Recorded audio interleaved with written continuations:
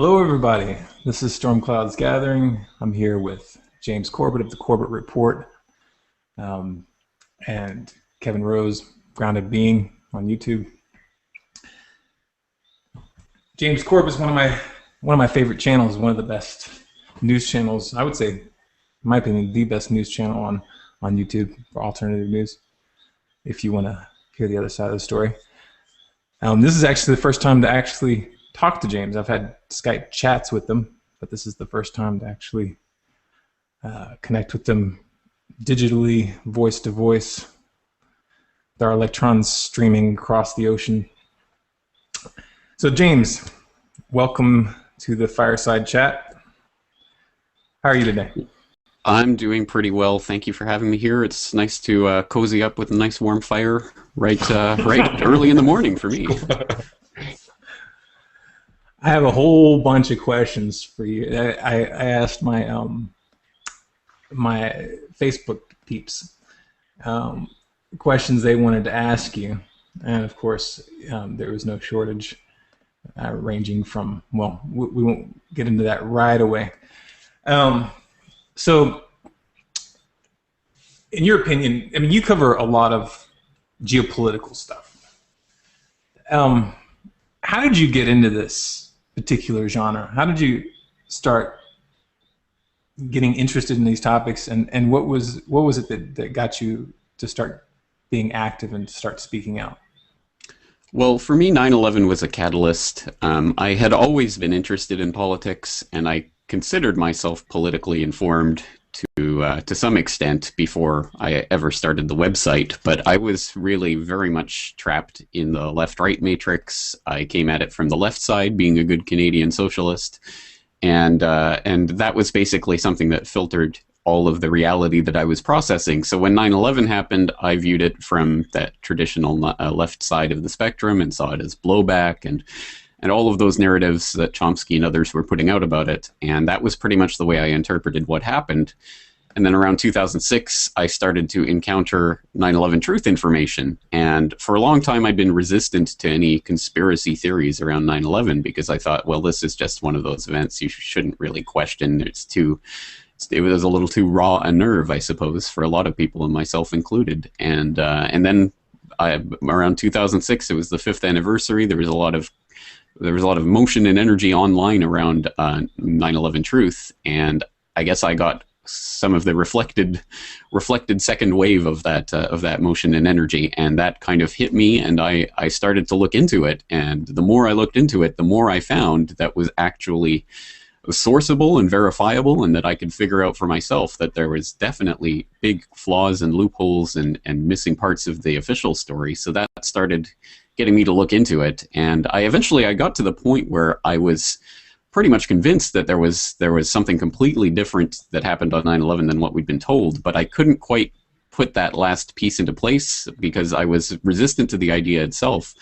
And that's when I came across the Money Masters, the documentary featuring Bill Still, and that was really the piece of the puzzle that I needed for it to make sense to me. Once I realized that the entire monetary system was controlled by a very few and had been for centuries, that was really what I needed to understand in order for the rest to fall into place. And from that point, it was so rapid. I mean, to looking back, it was amazing. I started encountering this in September of 2006. By early 2007, January, February, I had already decided I wanted to set up a website, so I set one up, and by June of 2007, I was podcasting.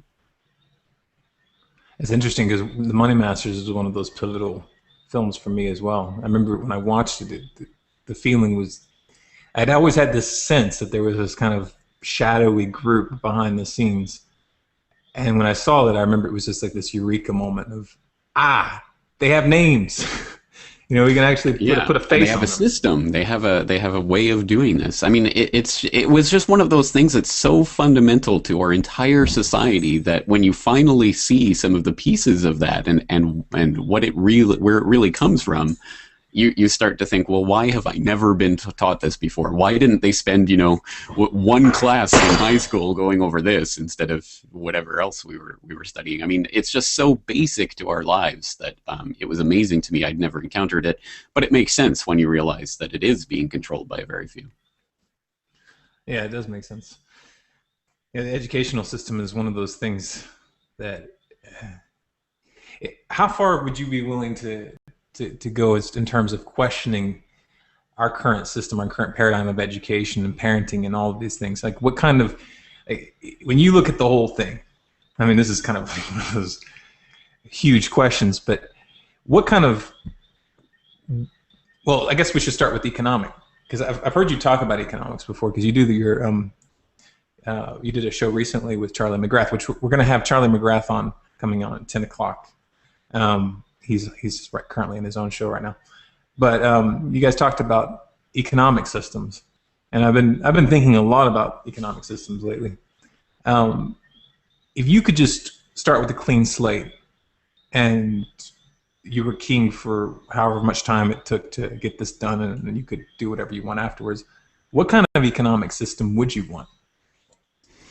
Well, this is probably a question that's above my pay grade, but I can at least say some of the principles that I think we should adhere to when we're creating such a system, because I think that's fundamentally what has to be down. And if you can figure out the principles, then the rest can be kind of figured out as a second level type of thing. So what I'm talking about, for example, is the principle that myself, I'm an anarchist. I know that word brings with it a lot of baggage and associations, but I fundamentally don't believe in the initiation of force or the monopoly of violence by a small group of people who wear a hat or have a badge or claim to have some sort of authority that's been magically bestowed upon them.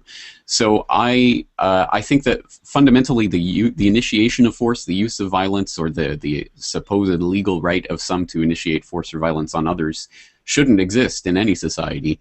And I think it's important to understand how basically, I mean, central banking and the centralized control of the money supply and the enforcement of legal monopoly on certain types of money is itself a type of force and violence, and can be used to commit fraud and to basically defraud people of their life savings, etc., as we've seen, for example, with the inflation tax in the Federal Reserve System in the United States. And so I think fundamentally one of the principles that we should be adhering to is that this should not be something, money, whatever it is, or however we choose to organize it, should not be something that is controlled by a very few people who make decisions in some board meeting in some room somewhere. It should be something that is, if not decentralized, perhaps at least transparent, completely transparent, as, for example, in some type of LET system, community-based local exchange trading system, something like that. I think that's more the basis of what I'd like to see the economy built around, rather than some piece of paper that's somehow magically bestowed value because it has been made legal tender by a bunch of laws that are enforced by men with badges and guns. Could you elaborate on the LETS system? It is an idea for a mutual credit system whereby people basically create their own currency in that system. And basically all it is it's a way of keeping track of credit that is owed to people in the system. And what happens is, I mean, there's different ways of setting it up, but as an example, you would come into the system by creating some credit that you could then spend. And the money is in fact just representative of hours of service that you give. So everyone has their own thing that they do. Everyone has their own contribution that they can make. So that, for example, if you need some carpentry done, you can pay for that carpentry by paying into the system by creating credit by whatever it is that you do. Maybe you're a house painter or whatever. So you paint a house, it takes X number of hours. You get X number of hours to spend into that system, and you can collect that from different people with whatever they have. So that's an idea for a locally based alternative currency system, or at least a complementary currency system. And I think it's important to understand the differences between those, because alternative currency means something that's going to replace the Federal Reserve dollars that you have in your pocket or whatever, whereas a complementary currency is something that can be used in addition to the other currencies that are floating around. And fundamentally, I think at the end of the day, the real solution is probably not going to be one system for everyone that's used in every transaction. I think it's going to be a number of different systems that are used in different transactions. So I'm a big fan of the idea of complementary currencies, and a locally based let system would be one way of facilitating local trade, which I think would only be for the good of the community. Someone wanted me to ask you specifically about Bitcoins, and that kind of segues right in right there. What are your thoughts on Bitcoin? It does, doesn't it? Well, I am conflicted about Bitcoin. I'm not a big proponent, but I'm not an opponent either. And I know that's a wishy-washy answer, but I think that right now, for example, the incredible run-up we've seen in the last week or two in the price of Bitcoin, to me, it's just speculative. This is not anything fundamentally due to the nature of the currency or its utility at this point in time that is running up the price right now. Fundamentally, what we're seeing is a run-up based on speculation, and to a certain extent, that's a credit to the Bitcoin that it has been, I suppose, stable enough that it is now being looked at as an investment opportunity for some, but there's still not enough underlying it to justify the value. I think that the idea of Bitcoin does have a place, a role that it can play in society, especially as more and more is being done online, transacted online. And it at least offers the theoretical possibility, perhaps, if you know what you're doing, to maybe make it anonymous. But I don't really trust online anonymity in any way, shape, or form. So I think that that's a bit of a pipe dream. But at the very least, I think it is one good idea for transacting online in a way that circumvents the national currencies and the control of the central banks. That's always for the good. And it is a good way of doing those types of transactions. But at the moment, at any rate, its utility in day-to-day transactions is nowhere near the place where it would need to be to justify the $60 a Bitcoin or whatever the rate is today.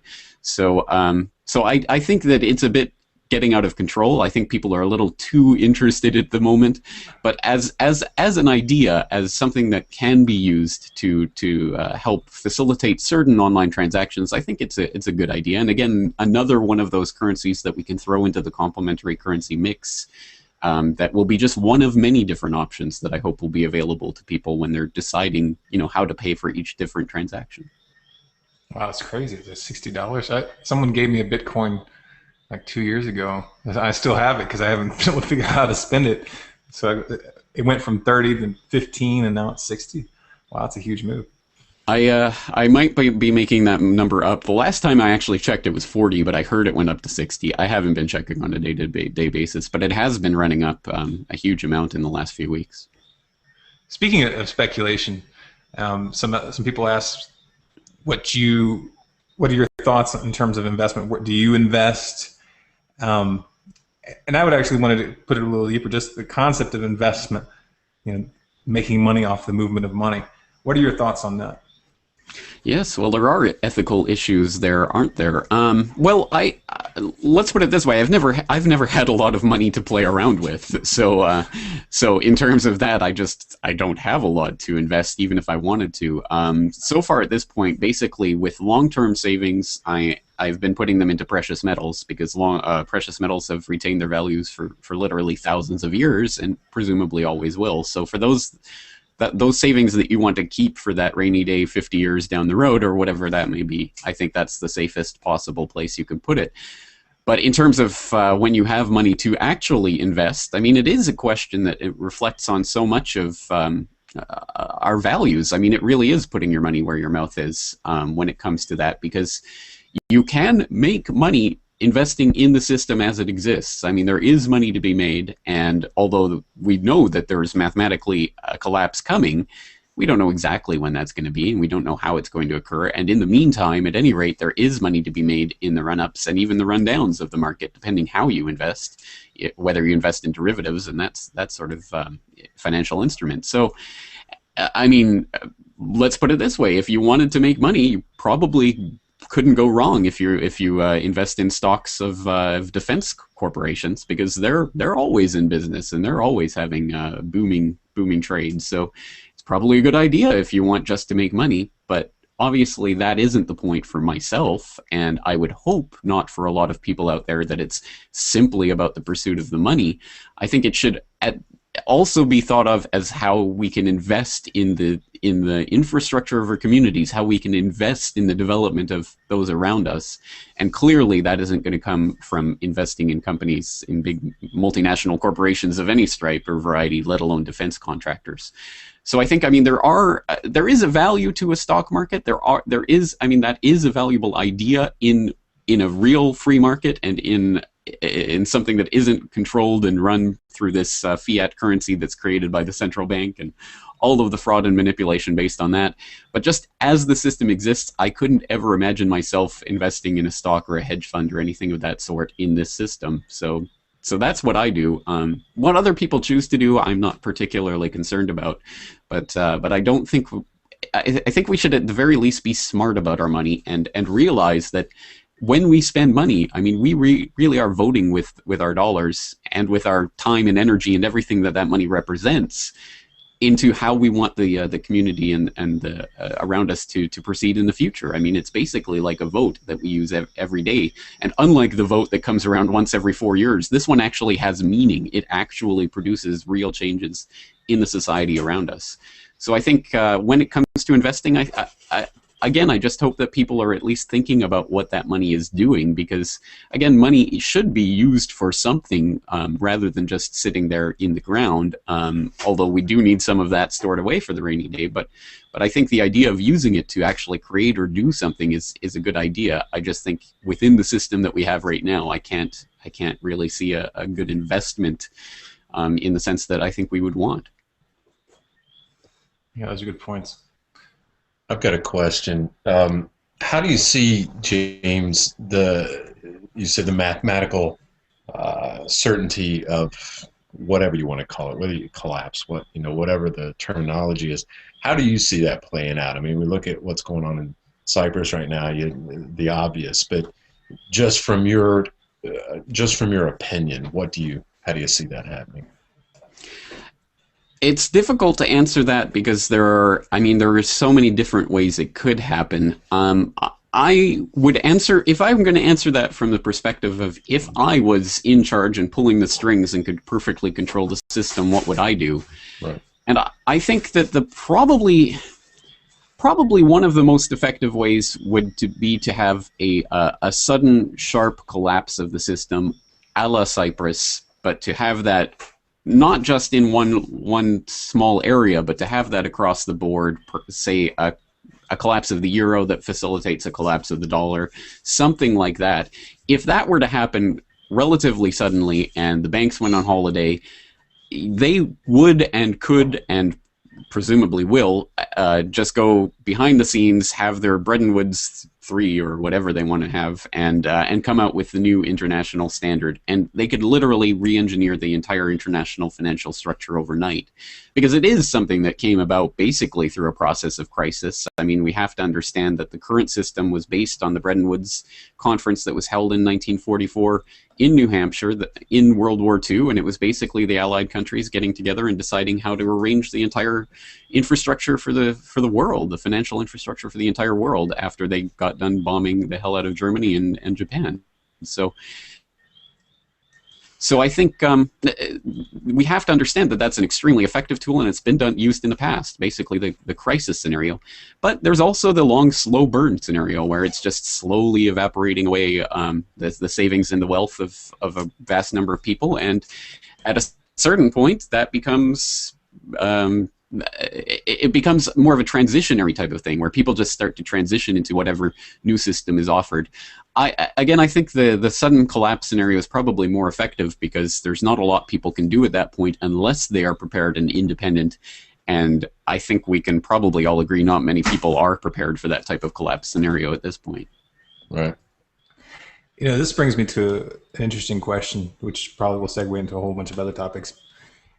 This conjunction of war with the financial collapse that we're seeing, How do you see that playing out? Like the World War III kind of scenario we're seeing build up toward, in Syria and Iran and in Africa. Well, exactly right. Well, I mean, war and financial collapses go hand in hand and always have. And again, I mean, people point to the Great Depression as the example of, and it was saved through World War II. So that's one classic example, and it happens time and again when there is this type of economic collapse, for a number of reasons. But I think not necessarily for that semi-altruistic reason that they want to get the economy going again so that people can benefit, so much as they want a boogeyman to blame the economic collapse on. Because if you can blame it on, oh, it was that attack that we had that ended up collapsing the dollar, then that shunts the blame. And if you can shunt the blame for what happened off onto some imaginary boogeyman, then obviously you never have to confront the fact that it was these people in these positions of power who were self-knowingly, I mean, completely understandingly, they set up what happened, and they knew what was happening. If they can just create a boogeyman, then they never have to really confront that fact. So I think probably in our context, the most likely way that will play out, I think this is more of a long war scenario, and I'm thinking not anytime in the near future, but the end game of this clearly right now is the encirclement of Russia and China. And I think that's ultimately where this is heading. And I'm not sure exactly what pieces of the puzzle will come together to make that happen. I mean, Syria leading to Iran seems like a logical point at this point, a logical path for that aggression to follow.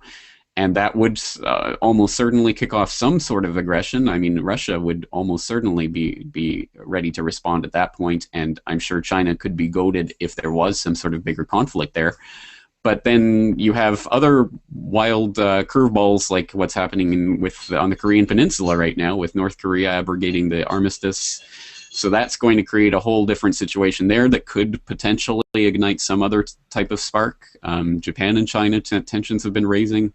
There could be something completely off the radar that happens. Perhaps something in Africa that eventually puts China head-to-head with the U.S. in some sort of proxy war or something. I mean, who knows how it'll kick off, but I imagine that ultimately it's going to be about that. I mean, that's the core kernel of what we can see developing in whatever type of World War III scenario develops.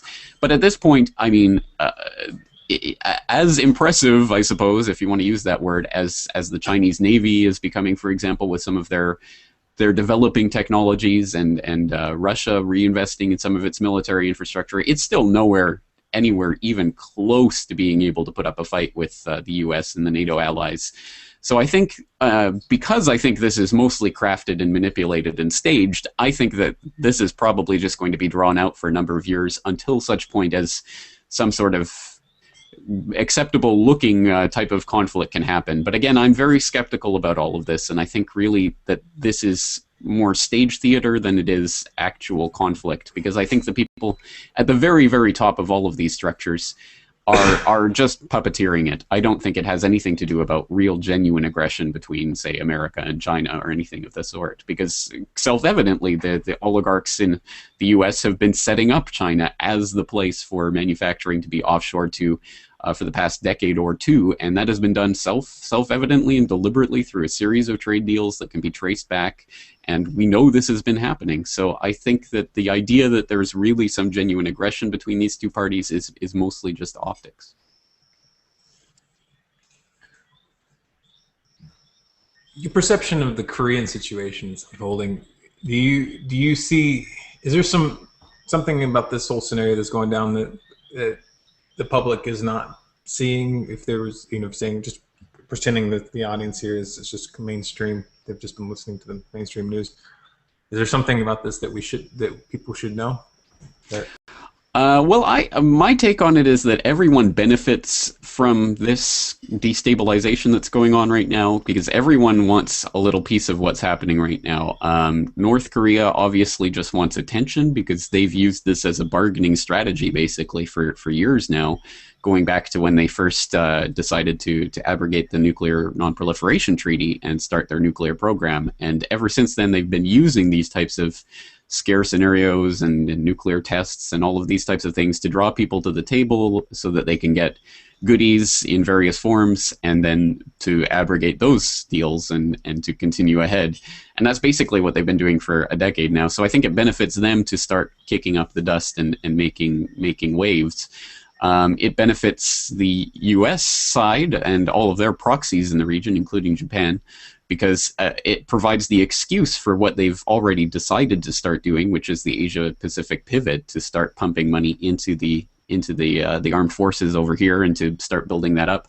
And of course, the defense contractors obviously stand to reap billions, literally billions of dollars from this Asia-Pacific pivot. So if they have a boogeyman to scare people with, then that helps make that process of selling that technology all that much more easier.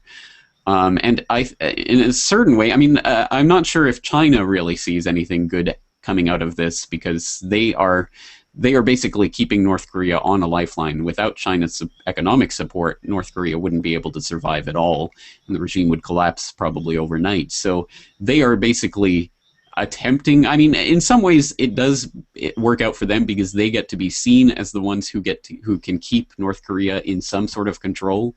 They're the ultimate puppet masters, because if they remove their support, North Korea will collapse. So in a way, they can be seen to have control over the situation, and that makes them a stronger partner in all of this, because then we have to take them seriously when they come to the table with various proposals. So in a way, they get something out of it too. South Korea, it's difficult to see if they get anything other than a madman on their doorstep. And I really think this is kind of the madman scenario. I think North Korea really is a curveball, and there's just not a lot that can be predicted about what's coming out of there.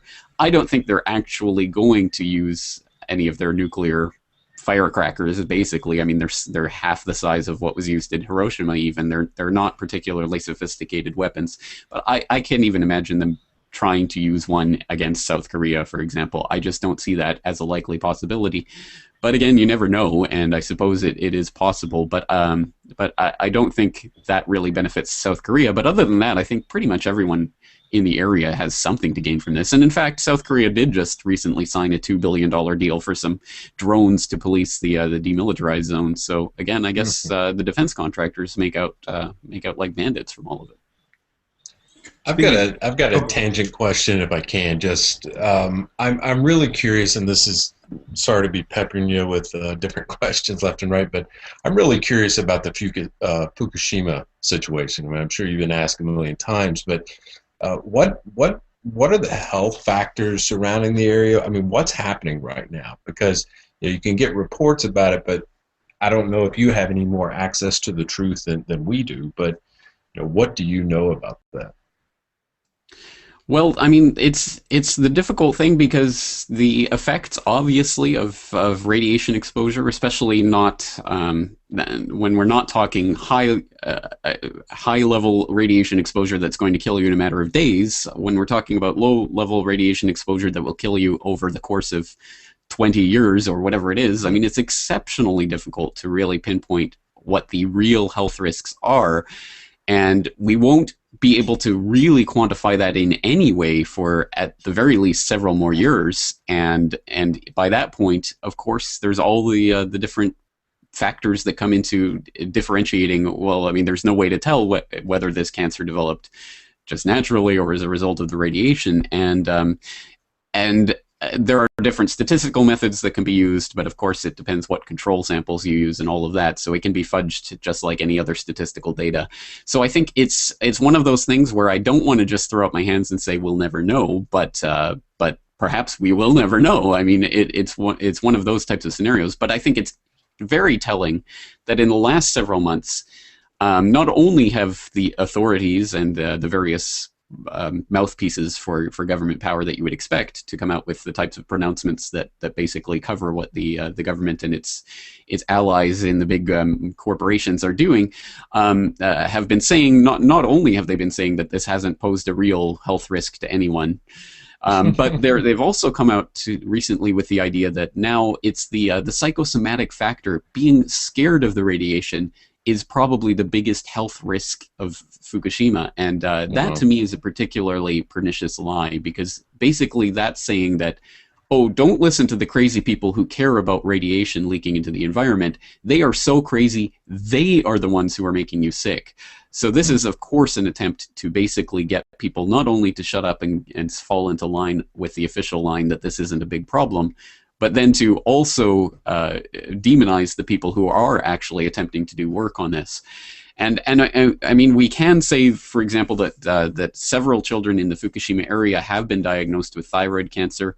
But again, it's only been 2 years now, so I think that even that is probably too early to be able to say whether or not that came from Fukushima, or is this is part of a trend that's going to increase. Again, it's just too early to say in a lot of different respects. But I think the idea that this is all just psychosomatic stress, and oh, maybe the thyroid cancer was psychosomatic as well, is not just wrong, but it's painfully wrong. I mean, it's a disservice to everyone, and is a transparent attempt to try to shut people up on the issue. And what are they saying about the containment of it? I mean, what's the line about the containment? Well, the official line is cold shutdown. So in December 2011, they said, well, look, the water isn't boiling off anymore. It's under 100 degrees. It's in cold shutdown. It's stable.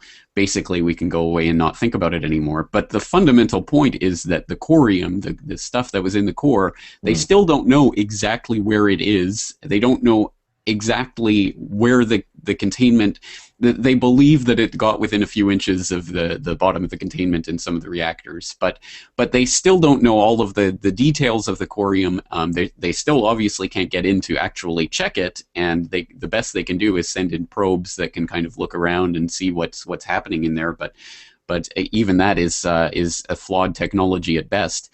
And we do know that there are leaks and cracks in the containment, and this is creating water that runs off that they're collecting, and they have to put more water in, and they are starting to run out of storage space for this water, and the idea has been floated that they will simply dump the water out into the ocean directly because they just don't have any more room to store it. This is just an absolutely horrific situation, but of course, the media is not covering that side of it. Right. It really was in December 2011. They said cold shutdown, so the media just basically shut down and fell into line with that. So I think that's something that we have to continue to keep our eye on, as well as the spent fuel pool in Reactor 4, which was contained above ground and is in a building which itself is a listing and is potentially could collapse at any moment. And if that collapses, there are over 1,500 fuel rods in that spent fuel pool that would then be exposed into the environment, which would be even bigger than Chernobyl. That would be a scenario that would be absolutely nightmarish in proportions. And they've done some testing to test what it would be like to take some of those spent fuel rods out of the pool. And I think they took 2 of the rods out of the 1,500 plus that are there. And I guess the actual operation to start really removing them in earnest is going to begin this December. So until then, and until they're all removed, basically the world is at hostage to this crisis that's there that again, no one's really talking about. But if the building collapses, I think all bets are off the table, and bye-bye Northern Hemisphere to a certain extent.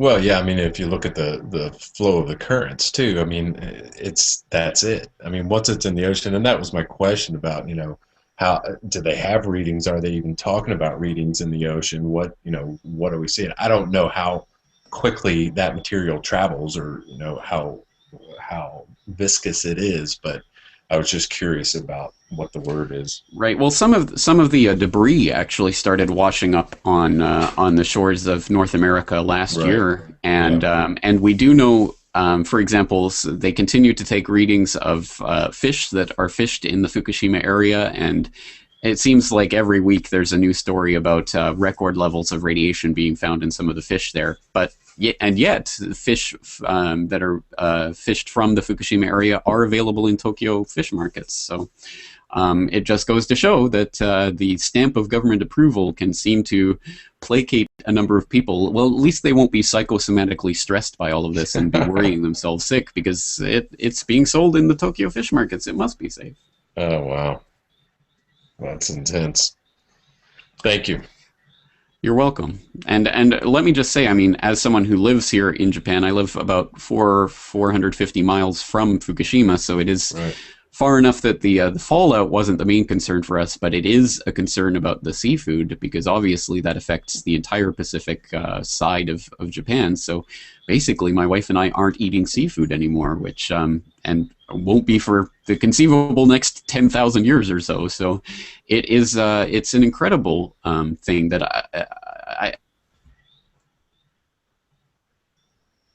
I don't know if the Japanese people have processed this really, what this really means for what's happened to their country, but it is, I mean, it is a horrific thing to contemplate, that basically we have to distrust everything that's coming from that Pacific side for the conceivable future. Yes, and it would.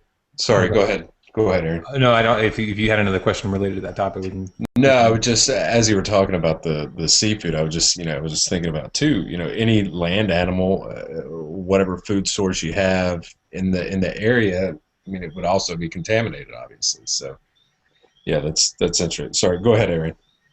No, there was a person who had asked a question, and they directed it towards me, but I don't have any real answer for it. It's Kylo Weirick in the comments. He asked if I had any insight, or if any of us had any insight on the recent trade pact with Brazil, Russia, China, India, South Africa, basically the BRICS countries. Right. Yeah. No, I hope people are following this. The BRICS are meeting right now in Durban, South Africa, and there's a number of things that are on the agenda for this meeting. I haven't actually checked. I just woke up recently, so I haven't checked what the latest from the summit is. But one of the things that is on the agenda is to address the idea of the development bank. So last year in India at their 4th summit, they came out with the proposal that they were going to work on the creation of a development bank to be a complement to the IMF World Bank structure, and it's whatever they come out with is likely going to be extremely humble at first. The idea that's been floated around is that they're going to capitalize it with $50 billion. That's $10 billion from each of the 5 BRICS to start with. But this is, I mean, a potentially very revolutionary idea in terms of what's happening on the geopolitical stage, because Brazil, Russia, India, China, South Africa, depending how they decide to capitalize it and how they decide to actually set up the bank itself. For example, if it makes it, I mean, this would basically be something that would invest in infrastructure development projects in different countries, not only within the BRICS zone, but presumably in other parts of Africa and other places besides.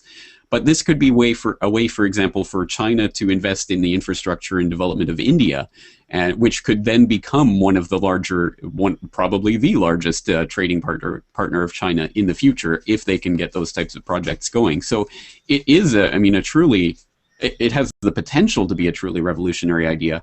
And if those loans from that development bank are made in, for example, in yuan instead of dollars, you really are starting to see the building blocks of an alternative to the dollar, petrodollar world reserve currency starting to be laid with something like that. So this is potentially a very huge thing.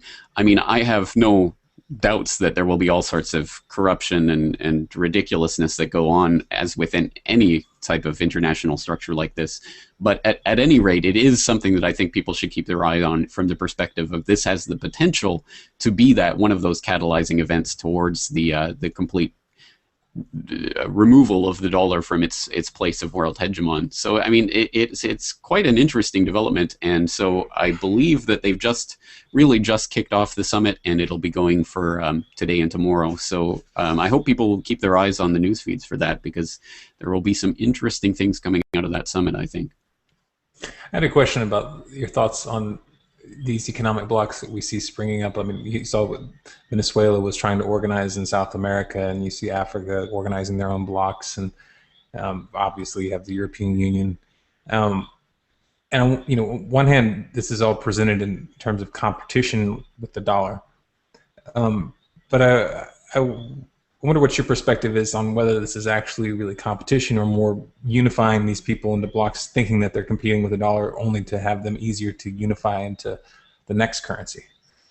I think that's self-evidently, for example, what the entire Eurozone has been about. The entire Euro project has been about and has been sold to the public as the creation of this economic currency bloc that will have the ability to compete with the dollar, blah, blah, blah. But I think we all understand where that's heading, because if, for example, the euro actually worked, which it didn't, and I think it's going to fail at some point. But if that idea works, then it can be pitted in a type of dialectic against the dollar. Oh, well, we need a regional currency bloc. And of course, it is just the stepping stones towards the creation of that world government. So I think exactly right. We do have to be suspicious of these trends. And that's exactly why I think it's important to steer the conversation towards the idea of complementary currencies and other ways to detach ourselves from the dollars or the yen or the pesos or the euros or whatever it is that constitute our day-to-day money. Because at the end of the day, that money is controlled by central banks and central banksters. And we do not exert any control over it. Whereas the types of complementary currencies that could be made, the time banking, the mutual credit systems, all of those ideas, even things like Bitcoin, are not controlled by states. They are controlled more or less either by people or by algorithms, or there are different ways of setting it up. But I think to remove that control from the banksters has to be the main point. And when you look back at American history as one example, I mean, you can clearly see that the history of America has been the history of the struggle against the central bankers. And they won in 1913. And unfortunately, from that point, they use their power and privilege in society to leverage and manipulate the education system to drum out the education about this history and the economic struggle that's been waged in the U.S. so that for the last 100 years their victory has been total. 110 years ago, one of the hottest issues that existed was the should we have a central bank? Should we have bimetallism? What kind of currency should we use? How should we back it up? These were hot button political issues.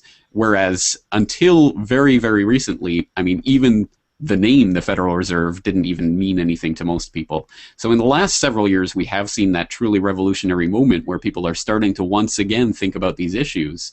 But unfortunately, still not a lot of people really understand the significance of this. So I think that's one thing that is a potential bright spot from this economic disturbance, because in times of destabilization, people are at least open to new ideas and open to exploring the system and how it came to be and why it exists the way it does and who it benefits. So it is a point where if we are loud enough and strong enough and make our point clearly enough, then we can convince other people that there are valid reasons to maybe not trust these big regional currency blocks as the savior to humanity and start looking at other solutions. So, I mean, that's at least one potential positive that can develop from this. Which brings me to another question I wanted to ask you, which is about your perception of the state of the awakening, how you see it in its current state right now, where you think people are at, and particularly your perception of the difference of the consciousness in Japan versus people in Canada versus the United States, because that's one thing that I think a lot of times people, when they're within their own country, they have a hard time understanding. That until you get out of your country, you can't really see past certain assumptions. That is true, and certainly there are differences. But I suppose maybe I'm skewed because I spend a lot of my time online and communicating in online ways. But I mean, that in and of itself is, I think, significant, because I think there is a large proportion and large percentage of, at the very least, the younger generations, I'm not sure I'm really in that category anymore, but people under 40, we'll say, who really have spent a lot of their life connected to people around the globe in online communities, virtual communities, that perhaps is creating a different type of international culture, I guess we could say, that might one day be a force that actually shapes the national cultures in some way, shape, or form. There's a lot to talk about with regards to that, but in the Japanese example specifically, I would say that this is a country that is largely still under a type of imperial conditioning. I mean, for hundreds of years, these people have been ruled by an emperor, and just because the emperor got nominally kind of dethroned after World War II, it doesn't mean that mindset or that mentality is fundamentally changed. It's still essentially a feudal society, I would say, and until quite recently has still had things like lifetime employment with the same company, and basically the company tells you where to live and what to do, and you go along with it, and you do it your whole life, and you get taken care of by the company at the end of your life, and that was just kind of the system. And that started to break down in the last 10 or 20 years since the collapse of the bubble here. But I think that's the mindset that has still maintained itself throughout Japanese society, so that there's this idea that you just go along, you do your work as you're asked to do, and you don't ask too many questions, you don't make too many waves, and things will be provided for you. And so far, I suppose, that's kind of worked out for generations of Japanese who have lived through that system and have managed to make their livelihood that way. That is starting to break down now, and of course the youth here are more, I would say, westernized in the sense, in every possible sense, but I think also in the sense that the idea of lifetime employment with the same company and things like this are starting to break down here. So those are things that shape the Japanese mentality. But in terms of the awakening to some of these issues and some of the things that are going on, again, I think that this is something that that has obviously, I mean, been absolutely 100% steroid boosted into the stratosphere by the internet and by online sharing of information. And it's hard to look at it from any other perspective, because I know from my own personal example that it would have been theoretically possible for me to discover the information I did without the internet, but it would have taken decades and decades and decades of going through libraries in different parts of the globe that I just realistically probably would never have done. So from my own perspective, I know that the internet and the access to information that it provides has been absolutely fundamental to the shaping of my own consciousness. And it's difficult to understand exactly how that plays out in each individual person and how we can look at that in terms of its overall societal development. But I think there can be no doubt that looking from 10 years ago to today, the difference is massive. And one of those differences that I mentioned, for example, is even the awareness of the Federal Reserve issue. I mean, the Ron Paul candidacy, whatever you want to say about it, if nothing else, it was an example, I think, of something that couldn't really have existed in the form that it did in the pre-internet era. I think there was so much energy and enthusiasm that came from that internet organizing and sharing of information that's the type of phenomenon, the type of thing, the type of thing that we can look forward to going forward. And I think if things remain in the status quo that they are today, with the relative freedom to share information that we have right now, I think it is inevitable. I think that the fact is that we do have facts, we do have truth on our side, and the other side likes to use conspiracy theory labels and all of that type of thing to try to shut people's minds down to these types of issues. But that only works for so long, and as things like what happens in Cyprus and the Lehman Brothers collapse and all of these things start to wake more and more people and shake them out of their trance, I think it is inevitable that we will start gaining, which is why I think really one of the most fundamental issues is the protection of the internet and the ability to share this information. Because without that, I think that the possibility for future awakening is at the very least greatly dampened. Speaking of Cyprus, someone just asked in the comments, could the latest events from Cyprus have a trickle-down effect across the Euro and U.S. economies? What does the delayed opening mean in Cyprus? Do you think this is going to have a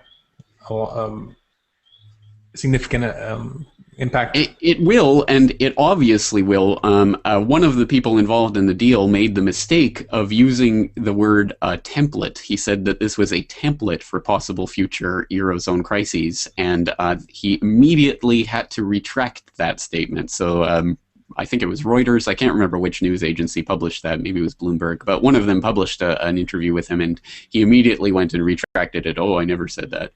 Because obviously the fear is that this is the template that's going to be used, that when and if there's another crisis, rather than even using the ridiculous bailout method that was used in the 2007-2008 collapse, instead of that, where you just basically create this money on the back of the taxpayers and then give it to the banks, you can just literally take it out of the bank depositors' holdings. And that's obviously a scary precedent for a number of reasons.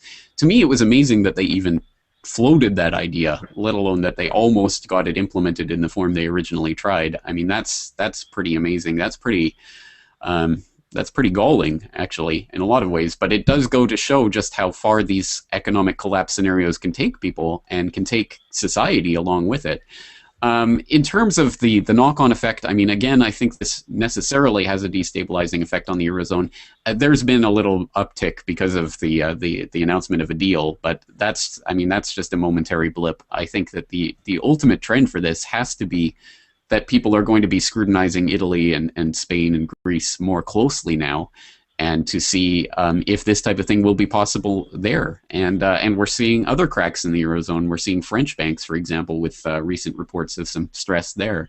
So this is going to be a dampening effect on the euro, and that does have knock-on effects on the US as well.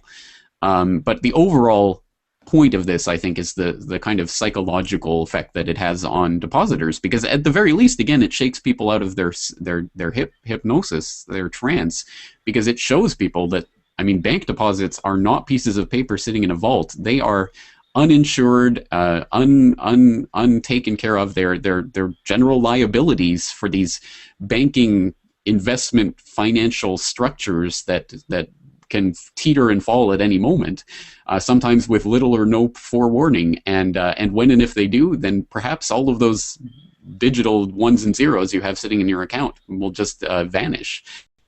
So at any rate, it does wake people up to that reality, and hopefully will have a destabilizing effect on the system, and will encourage people to stop just trusting that their money is safe in a bank, and will actually start to think about how they can use their money in different ways. So there can be positive effects to this. I mean, just because we're saying that the euro is destabilizing or collapsing, in some ways that's a good thing. In other ways, since the system is structured around the transfers of these pieces of paper, or these notional pieces of paper, it does mean that real human beings will be affected by this, and people are if that collapse, something that I'm hoping for in that scenario. But I do hope that we will start to think how to transition before that collapse scenario comes, because that's really going to be the key. If we can get ourselves positioned to be ready for this when it comes, then we don't have to go through that bankster-induced austerity and all of the shenanigans that go along with that. Do you think this is being used to desensitize? Do you understand what I mean by that? I mean, is it just being thrown out there to see, okay, how much will they take? What exactly? How will they react? Yeah, exactly. I mean, I think it is an incremental process. They take an inch, they'll take a big step forward, and they'll just see if people go along with it. And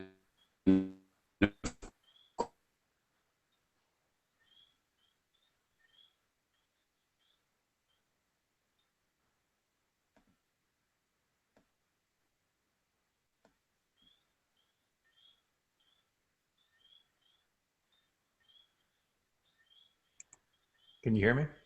Can you hear me, man? Yeah, I don't know what has happened. Yeah, I think we lost James. It was kind of catching in and out, and then it kicked on. Yeah, I think his internet had a problem. Yeah. Darn it, I had a good question for him too. Yeah. Oh well, technical difficulties. This is Google Plus. Yes, we cannot control these things. Yeah. What do we do? Maybe he'll. I wonder if you can kick him out and then invite him back. Yeah, I probably will. Let me do this real quick. He's probably in the middle of a brilliant speech right now. Yeah, well, he was, Ben. He's gonna be like, they just kicked me out.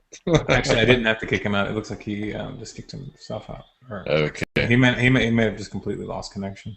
Yeah. Let me see. Yeah, I wanted to. I was looking forward to hearing that reply. Oh goodness. Oh well. James shows him on.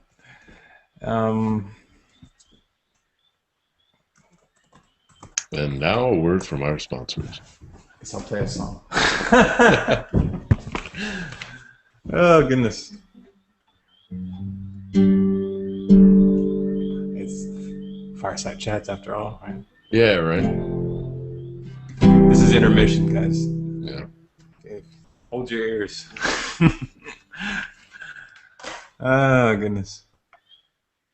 Play away, man. I've been working on this song, so this is truly, just experimenting on you guys shamelessly. Like, if you survive, we'll see if we'll see how it goes. Let's see. It's not completely finished, and it's actually written in like 2 places. Like I have part of it on one page. Actually, it's on 3 different pages. This is probably gonna just end up pretty random.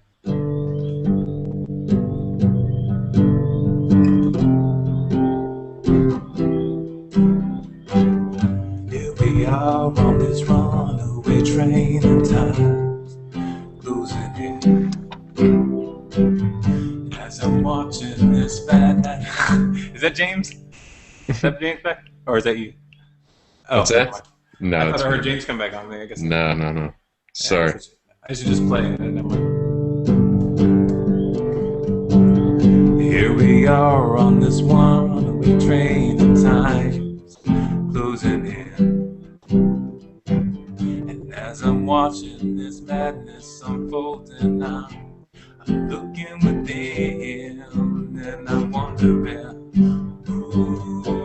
I'm wondering how we can turn this around, and I'm searching for the fire within, for the fire within, oh, searching for the fire within,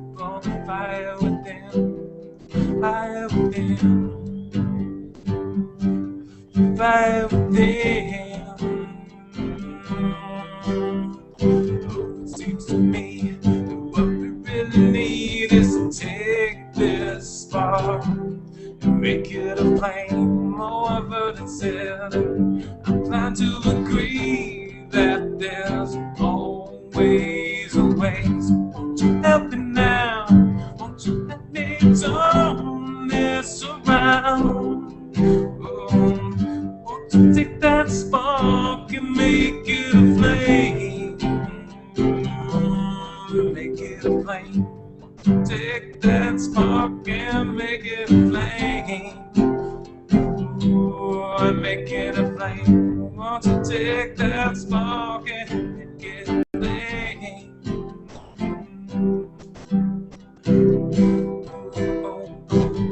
If you're gonna stand up now. Stand down. If you're gonna stand up, you're gonna stand down. Stand down. Speak now, forever hold your peace, 'cause this is where it all goes down. Right here and now. Right here and now.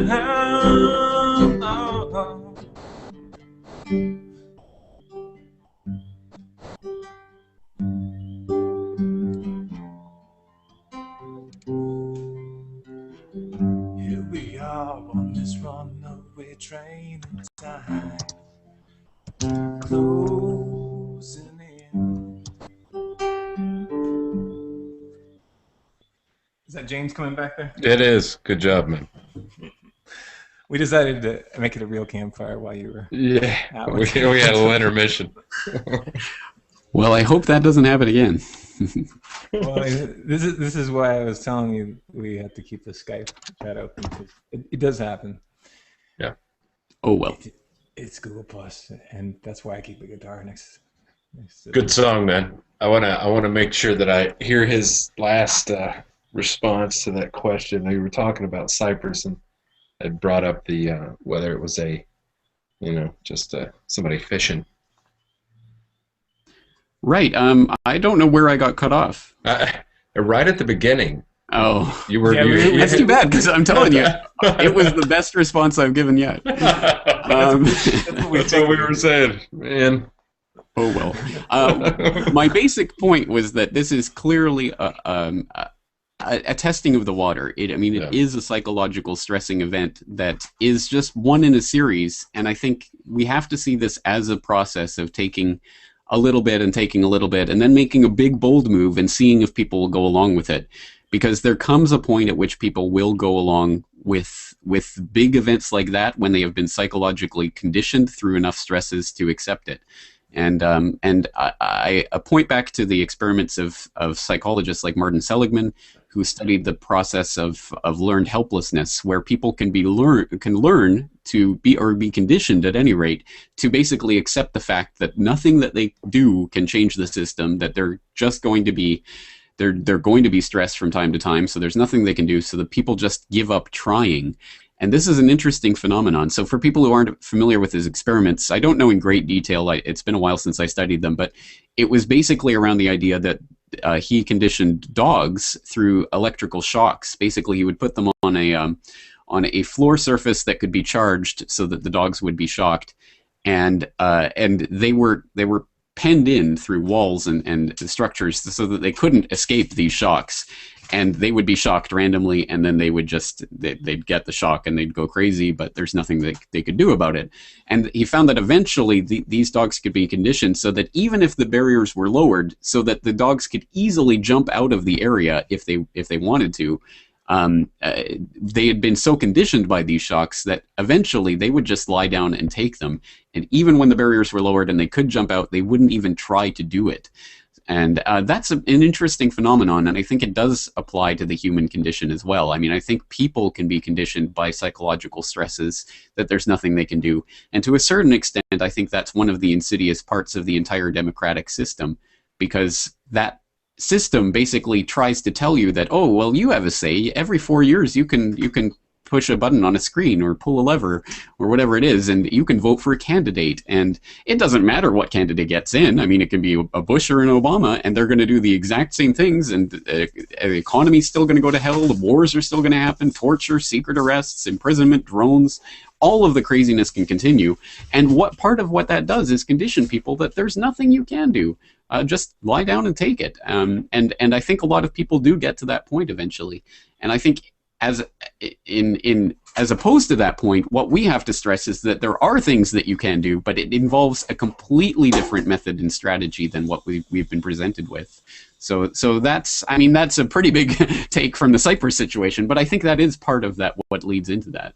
No, I think I'm in total agreement with you. I think it's absolutely just seeing exactly how far they can push certain events, and it's interesting timing and how it's brought up in the news. It's kind of brought up underneath, and so I was just interested in your take on that. Thanks.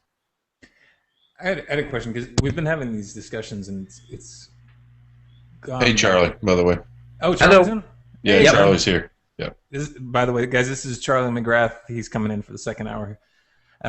If you aren't subscribed to his channel on YouTube, it's Krabby Dog Tricks.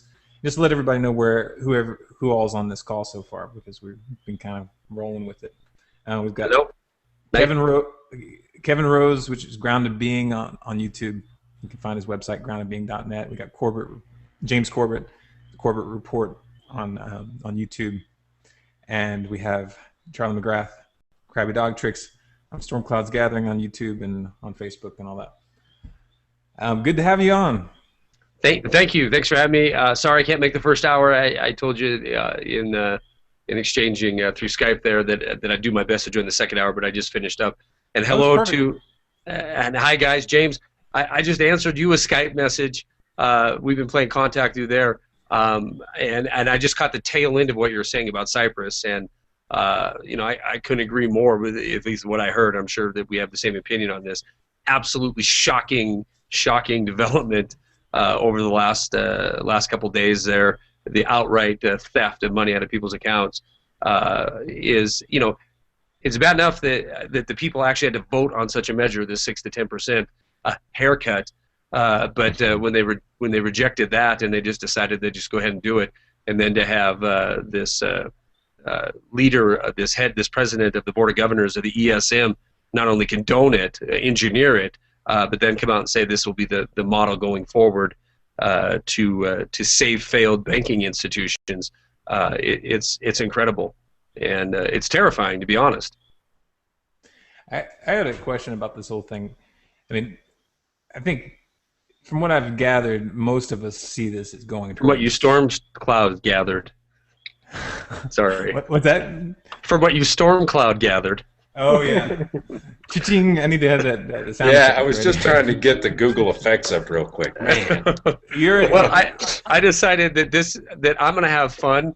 The last time I was on it, it was pretty heated for a while. So Yeah, we're trying to change By the way, just a point of reference for people. That was the wrong timing. Sorry, man. And so it degenerates. timing is awesome. That's great. Oh goodness. Yeah, well, my general thought on things is if something's not working, adjust and adjust quickly. So, this format is pretty new. Google Plus has only been allowing live streaming on the YouTube channels for a short period of time, and I've had the ability for a while, and I've just been resistant to it because it's, perfectly honest, has been intimidating because you don't know what's going to happen, and as the case in the last time we had the conversation, it can get heated, and suddenly it's like not exactly the No, it was it was still interesting, and there's a lot of different point of views. But when you have a lot of strong opinions gathered, and we had a bunch of people there. I think it was 8 or 9 people on that lineup. So, but you know what? That's the way it is. People deserve to have and should have their opinions, and some people are excellent in sharing them. Some people, Oh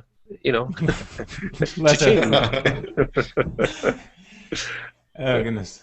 Yeah. Okay, so back right before we had that pun. Am I right in assuming most of or everybody in this chat sees that this is headed towards a one world currency and pushing towards a one world kind of government type scenario in the long run? Is that the correct perception? That's my assumption. From here. If there was any other way of looking at it, I'd be interested to hear about it, but I can't imagine how else it would play out. It was that's my crabby dog tricks right there, Mark, in the background. Jean-Claude Trichet said several years ago, financial global governance is necessary. He was the head of the ECB at that time. Now he's sitting as the chairman of the European Trilateral Commission. The head of the ESM is saying this is what they're going to do and implement at least governance, global or financial governance over Europe. You would have to be completely naive to have your head out of the pop culture infotainment and not see what's happening and describe it as a push towards global financial governance, which is whatever anybody says, regardless of what your belief system is on commerce, as we were talking about on the last time we were all together. Financial governance is government. If you control global finances, you control the globe. Yeah, I agree with that. So do you think it's going to work, and if it does, then how long do you think it'll last? What are your thoughts? Who's that to? It's to anybody. Well, let's put it this way. I mean, I think that a lot of people like to dismiss the idea of the new world order. They like to say, oh, it's just the old world order. But I think there is a difference. I think that we are living in a technologically advanced society where the idea for technological tyranny is now so advanced that when and if they get that global financial architecture instituted with the technology of, for example, the ability to completely track, trace, and control every transaction that takes place in that global economy, something that literally would never have even been feasible, it wouldn't have even been thinkable before, now is truly possible with the types of technology that we have. That should be scary to anyone who understands what control comes from that level of technology. So that I think we have to be wary of even the attainment of this goal, because it's difficult to imagine how you can resist against that system once it has been put in place, because the entire system is built around having 100% control over people, the ability to literally turn on and off your ability to sell in the economy or to transact with other people, or the ability to do anything anonymously. So I think we have to be wary of this coming into being in the first place, because I think that that's really the big hurdle on their side. And from that point, with the drones and all of the other technology that they have to back it up with physical force, if the economic force doesn't work, I think we are in a very scary scenario at that point. So I think that the most important thing we can be doing right now is building up the alternatives right now before it gets to even close to that point, so that we have something that we can transition off towards and completely not necessarily derail what they're doing, but just completely shunt ourselves onto another track to avoid completely where they're trying to take us. It seems like we're already there. It's just we don't have the whatever you want to call it, the New World Order. They just don't have their jerseys yet. You know, I mean, it seems like we're already with the monetary system and the military system and just everything together. For my estimation, there's no delineation between any of it, and that to me is the disturbing part. Now it's just kind of, it seems, how to introduce it. Yeah, it's almost like they're building up to the opening up the curtains and saying ta-da. Right, exactly.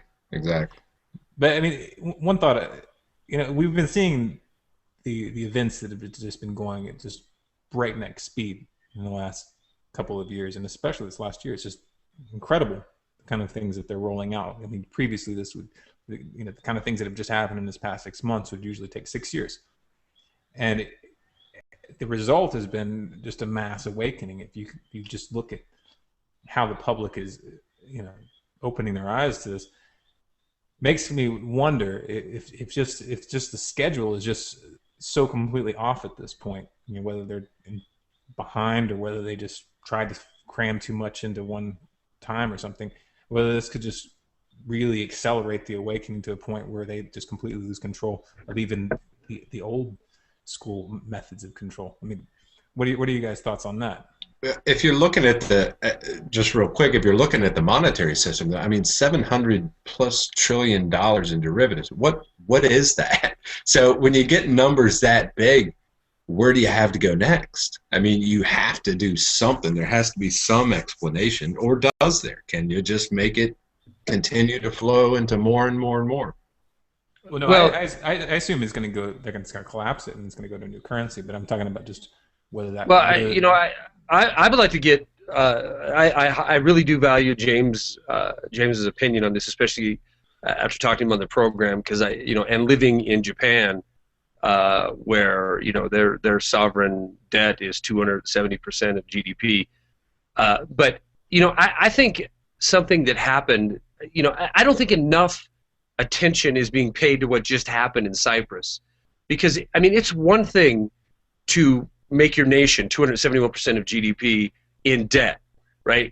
Because even though that's stealing sovereignty and it's stealing your future, it's stealing your financial future, and there is going to be pain that comes with that in this current system. But in the here and in the now, it almost feels like recovery, and we can testify to that here in America, right? It went from 9 trillion to 17 trillion in debt, and it kind of feels like recovery because the Dow Jones at 15,000 points. But what happened, and like I said, just glanced over by the mainstream and even independent media is, they're paying attention to it, obviously. But I don't think that we give enough weight to this event. They're now saying that they're not only going to continue with the practice of dumping debt loads onto the people of the world, they're going to take real assets right now. This is not something that they're waiting on. They're not waiting to steal or enslave you with debt in the future tense. They're doing it now. And, so does this mean, in one way, it could possibly mean that we're on the fast track to this collapse, because you can't do this kind of thing, even with, air quote, I don't even like this term, but even with sheeple, right, that are plugged in to infotainment pop culture. When you start taking their money directly, you are going to cause a collapse. I don't see how you could wake up in Europe today, or Britain even, or even in Russia with all this exposure, and think to yourself, my money's safe in my bank. I mean, this inevitably is going to push Europe to a point of collapse, I would think. And with the interconnection of the web of debt, J.P. Morgan holding as much derivative exposure as more than the entire global GDP. It almost seems as if this could definitely be a trigger event. I agree, and I think that this has to be seen as that shot across the bow, because even the nominal reasons that they give for this move and what led up to it and all of this, and sort of the idea that they're punishing the Russian oligarchs and all of this is smokescreen, because the London branches of the Bank of Cyprus and like Key Bank remained open during this entire time and didn't put any withdrawal limits on. So the idea is that the Russians have been secretly taking all their money out the back door through London anyway for the last week. So it's even doubtful that they even have very much money left in those banks, even though the banks have been closed. So, I mean, all of this about punishing the Russian oligarchs and all of this, I think is just smokescreen. Fundamentally, what this is that pushing of the envelope and seeing if they can get that precedent put into place, because I think the ultimate prize is going to be, for example, the 401ks in the U.S. I mean, once the precedent's there and, hey, we're in a time of crisis, we all got to pull together and we're just going to take 5% off the top. It doesn't matter. You'll get it back eventually. Or we'll take it all and we'll put a voucher in its place. You know, we'll invest in that's bonds. More likely. Really. No, exactly. I think that's what this is about. This is about the setting of the precedent, and I think you're right. I mean, I think we have to see it in those terms. But again, I mean, the solution to this isn't going to be, I think, some sort of trying to recapture the old system that we remember from before all this collapse craziness happened, because that in itself was an illusion. I think we have to go back to the roots and see what really is the type of productive economy we want to put together and how that can be facilitated without need for governments, which are controlled by the banksters in the first place. I mean, I think we have to start looking at how we can organize ourselves rather than looking towards that outside force to come and organize it for us through the point of the barrel of a gun. And does it just have to start at the community level? I mean, does it just have to start that organically? Well, I mean, we are in the online age. There are things like virtual currencies like Bitcoin, which can be one type of system for organizing that. But again, I'm not a big proponent of putting all eggs in one basket, whatever that system is. So I think that there should be local community action. I think there should be online action. I think there should be ways for communities to come together physically as well, in some types of, greater unions of community currencies and things like that. But I mean, there's lots of different ways to organize it, but I think we have to get out of the way of thinking that it has to be done through government auspices. And your point is you don't like the one system, like a Bitcoin or something. And I couldn't agree with that more. And the last time we were on the program, on my program, I really started thinking about your suggestion that the competitive currencies is the way to go. It really struck home with me, because I do believe you're right. That is the answer. One currency, even if it's created directly out of this meeting here tonight, is tantamount to global financial governance. I mean, if you have all that power consolidated in one entity, one currency, one unit of trade, it's a very, very dangerous thing. And it seems like these units of currencies or these units of trade inevitably throughout history have pyramided out to a point of this ultimate control and power on that currency, be it the pound or whatever, and then wars are fought over it, and it's almost like a restart. So I agree with you that more is better in this case. More, and especially a realization that growth for growth's sakes is dead. I mean, it's not going to work. We can't keep building 9 Manhattans a year in China just for the sake of growth. So a complete rethink and variety, I think, is certainly a way forward that would be successful. Best chance, anyway. It's interesting to me that from the last show that we had, the interesting show with all the aspects of people talking about how to set up the monetary system, it seems like we get caught in the philosophical explanation. And we get stymied by that. We actually hit a wall with that. So how do we progress in that discussion and jump over all of the philosophical discussion of this system or that system? Is that possible? Well, what is money? Sorry. The question of what is money or what is currency? What is... Yeah, and I think that's all of it. I think it's from the discussion that we had on this show, and everyone was arguing about what is this, what is that. Is it possible to get past that hurdle about defining it in order to get something started, or more somethings started? Can I reframe that question a little bit? Yeah, absolutely, man. Because no, you cannot. No, my goodness. Where are my sound bites when you jump in like that.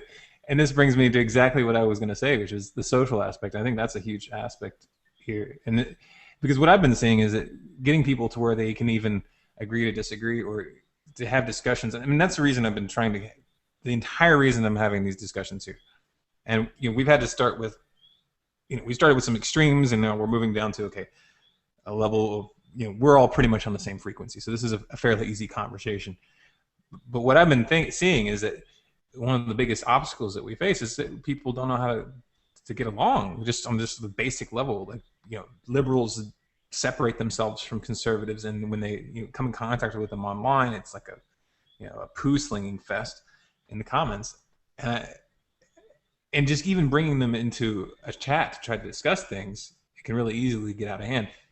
And to me, it seems like that's this really, really probably the most important factor. Because if, like, for instance, I don't necessarily agree with philosophically with anybody, probably. I mean, everybody has their own ideas. The question is, can you get to where people can know where to set that dividing line and where to say, okay, well, you can do whatever you want. I think it brings us back to one of those initial questions, the question of the non-aggression principle, which is that you don't use force to push people into a unified system, and the reason, and that kind of segues into an underlying question, and I'd like to get everybody to give their thoughts on it, the concept of if you are going to restructure this system after it collapses, and given there's going to be a lot of chaos and all these things that we can't predict, how do you approach constitutions, social structures? What are your thoughts on the way that you deal with people who just don't want to live under the same kinds of system, who are within a geographical region that was historically, or for a couple hundred years, controlled by a single system underneath a constitution which they say has power over you, even though you didn't sign it? What are your thoughts on the constitutions and valid contracts? Well, maybe I'll go first because that's particularly easy for me. As an anarchist, I mean, basically I adhere to the non-aggression principle, but other than that, I don't think that I have any right to say what other people should do or how they should do it. So if people want to voluntarily agree to contract with me under the terms that we agree upon, awesome. If not, well then, we don't have a deal. And that to me is the only viable basis for this type of system, because everyone loves a system that operates through force and violence when they have the gun. But when the gun is pointed against them, suddenly it becomes an oppressor. And until people understand that it is the gun itself and the threat of the use of that gun, no matter who is wielding it or how or for what purpose, until people realize that is the fundamental problem, I don't think we will ever be able to get along. And until people realize that when that gun is removed and suddenly people are able to freely interact, then it does become a point about, well, then how do I get along with other people and how can I make them want to interact with me? And it actually incentivizes that type of productive activity. So for my own purpose, I would say that I'm not looking to create a system or a type of government or a type of control. I'm trying to get that gun out of the room so that people can actually start having the conversation without looking to mama or papa government to fix everything for them.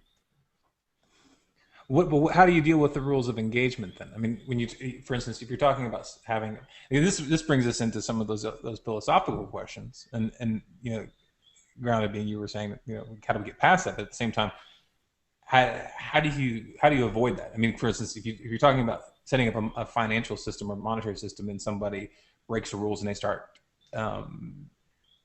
counterfeiting, or say for instance, you're living in a non-aggressive society, and somebody starts initiating violence. I mean, to me, this brings us this uncomfortable question for anarchists, which is, how do you deal with people who aren't operating ethically, and how do you set up rules for society, basic guidelines like you don't rape, you don't kill, and then deal with those things in a consistent manner without that being coercive? Are you going back to?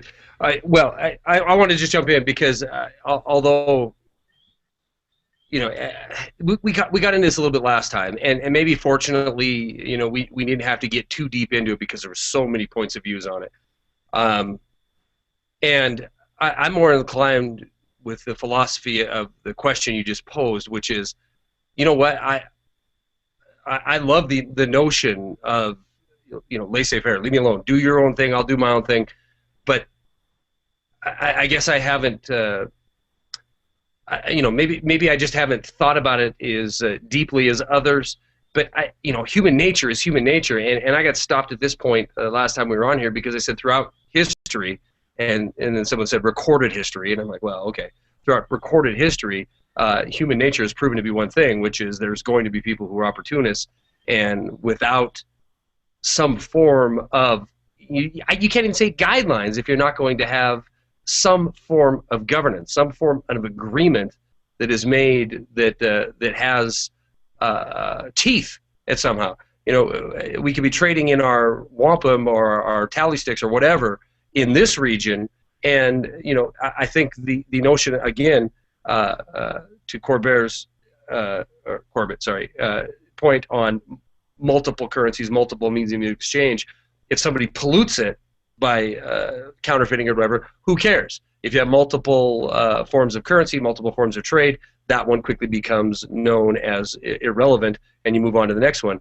It's a whole different thing, in my opinion anyway, when you're talking about rape, murder, pillage, theft, that kind of thing. You can't just say, who cares to that? I'll defend myself and not worry about my neighbor. To me, anything that is done outside or anything that is done in a collective at all to protect the society as a whole is governance of some form. Am I off base here? I understand what you're saying. I would say that when it comes to, I think you're saying that in that case, for example, if there's a rape or something that happens to some neighbor or someone that's not you, then you can just mind your own business and go on with it. I would say that fundamentally in that system, the rights that you have are transferable to other people. So if you have the right to self-defense, you are also able to transfer that right to someone else to defend you. So that is one possible idea of what self-defense would look like in an anarchistic society where it is now. What we do is we somehow magically create the right to do things for these government agents that normal human beings don't have. So somehow you and I don't have the right to lock each other up and point guns at each other and do all of this, but people wearing badges and hats do. And that right has been magically created out of thin air by some sort of social contract or whatever magic thinking people have. But I think that fundamentally, if you have the right to self-defense, you have the right to transfer that. If you have people that will take care of you in that sense, then that will happen as well.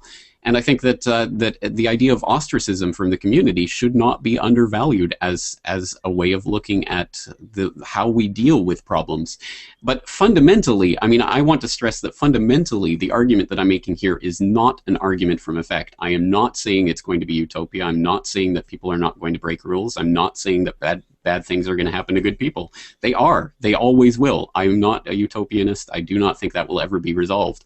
But to me, this is an argument to do with the base morality of the system involved, and the idea that I will never have to, even tacitly or even sort of by third-party consent, take part in the killing of 1 million Iraqis or whatever it is. That sort of system would not be possible in a system of voluntary association. That type of event could occur, but I wouldn't be forced to take part in that or to have, some sort of implicit consent to that type of thing taking place. Would your thought on, James, would your thought be, listen, I agree with you, and honestly, you gave the best anarchist perspective right there that probably one of the best I've ever heard. Stephen Malino has been on the program a few times, and he does as well. But if you step to a little broader picture, what do you do? And I'm not asking this to stump you. I'm asking this because I'm very curious. I agree with almost a common law theme. There is no law that is given from one man to another or gives them rule or power over another individual. It's almost a common law, whatever you want to call it, by nature, by your creator, which is the golden rule. You don't do on others as you have done to yourself, and you can do what you like as long as it doesn't harm another person. But how does the anarchist perspective attack that? Whoops, maybe that's the wrong word. How does the anarchist perspective deal with if you had a group, let's see, a community that attacked another community? Is there a need for arms? A coalition of a community in an army type of scenario, or an army type or a force type scenario, where you just need to defend the common law?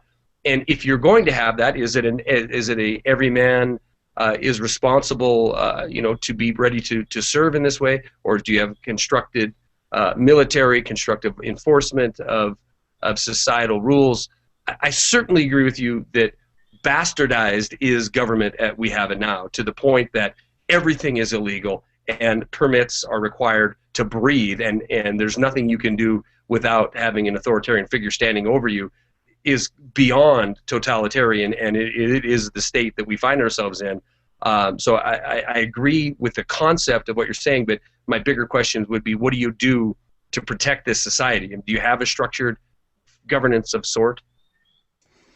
I suppose you'd have to define society, because we've been conditioned our entire lives to think of ourselves as a community structure that's defined by arbitrarily drawn lines on a map. I think what our consciousness, even how we would perceive our identity in a truly free society, would be quite different. So I'm not sure exactly what type of community we would have to be invaded by another community. I mean, I think that type of, but I understand what you're saying. I think still the idea comes down to the right for collective self-defense. And again, if you have the natural law right to defend yourself, then obviously if you have that in the collective scenario, then you would have the ability to agree to voluntarily create the systems of defense that would be needed. So it could certainly be the case that you would develop something akin to the military system that we have now. I mean, that could be feasibly possible if enough people agreed that, oh, we need this type of defense. But again, it would be a system of agreement, and it would be a system that people could opt out of. So again, I'm certainly not here to say that I know exactly what a free society is going to look like. I certainly don't, and I wouldn't trust me to be the planner and ruler of the world by any means. But that's exactly the point. And hopefully, you don't think I'm calling you out on anarchism or anything like that. It's just these are fundamental questions that I've had. Honestly, I mean, to be fair, there's a lot of questions that I have too. How will this work? What would it look like? What would be the best way to set this up? And that's something that I'm trying to explore through my work. And something that I'm going to be looking at in the near future is the concept of anarchy and law, and what that would look like. So I'm going to have some legal professors and people like that on to talk about that, because a lot of people have been doing work on this for decades and have, done a lot of work on this already. And I think it's important for us to start exploring this. Very intriguing, and I would be the first to sign on board if toiling for fiat money for a life, that is, one paycheck to another or one bill paying to another, all for the want of feeding a beast, is beyond ridiculous to me, and it's not a future. So I am, I think, Aaron, this dialogue is open minds. Right, nobody's locked in a dogma, no doubt about it, and I think this is how discussions are fruitful. But that's exactly what I want it to be. I wanted to bring it back because I'd framed this question, I had said it, but I don't think it was quite clear, because what I was trying to get at there, which is what James kind of got to, because he's talking about anarchy with laws. We have right now in the United States, in most countries, they have a constitution. I mean, it doesn't really mean much in a lot of countries. In the United States, it's just essentially been converted to toilet paper. But a lot of people just take for granted that these people 200 years ago wrote this piece of paper, and they signed their names on it, and then that gave them the power to create this federal government, which then has the power to tax and to use violence and all these different things. And people talk about the social contract, and liberals like to use that in order to say that everybody should give their portion of their income and throw that back at conservatives. And conservatives, they kind of reject this whole idea of social contract. At the same time, they'll say, well, the Constitution says this, but they're really both saying the same thing, which is that someone else can sign a contract for you, and you just being born binds you to it. And this whole concept of a constitution needing to be a valid contract where the terms need to be explicitly stated. Everyone needs to be aware of the terms, and they need to make the choice, not just by being born, but actually sitting down, however that's done. I mean, I guess you could do it as an online form, when you turn 18 in a modern age, but that it would have to be an informed consent decision. And that would be the way that a society, the rules of engagement for a society were established, that a society says, okay, well, we're 4 of us here in this room. We can decide what the rules of engagement are for us. Say if we lived in a small community, if we had our families and all that such, and then people come in from a distance and they say, well, hey, we want to live here too. And we say, okay, well, this is the contract. These are the guidelines that we want to live under. We don't want, child pornography. We don't want you building a nuclear weapon in your hut. These kinds of basic guidelines. Are we in huts? I'm assuming so. Whatever. If you got it. I'm in a teepee. I'm in Montana. It's a teepee. Maybe you're in a Venus Project dome or something. I don't know. But in the end, it doesn't really matter because it still comes down to informed consent. What are your thoughts on that?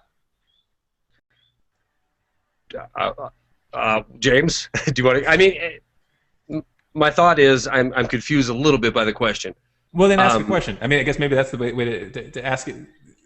I think individual. I think, maybe I'm just simple-minded because I honestly think that the root of all evil, the root that is oppressing, is this fantasy of financial gain by a small group, or money in general. I guess putting value on commodity items that people toil their whole lives for.